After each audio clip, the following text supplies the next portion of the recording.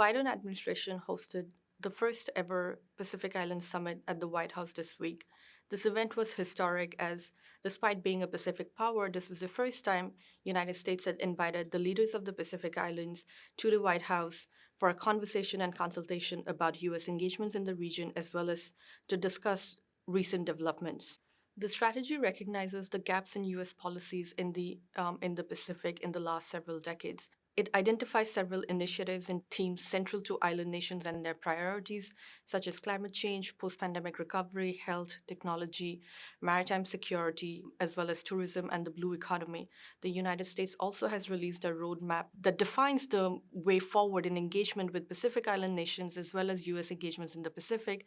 The success of the summit will depend on continued partnerships, continued partnerships and engagement beyond the news cycle and implementation of the initiatives that have already been announced.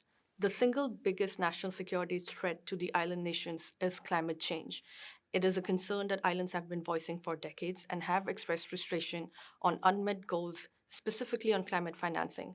For example, in 2009, the world has committed $100 billion toward climate financing by 2020, which has now been pushed to 2025 and remains unmet. In contrast, the world rallied around Ukraine and contributed tens and billions of dollars in a matter of months. It is going to be important to show island nations that their national security threats, concerns, and priorities also matter and are of significant interest to the United States and its partners.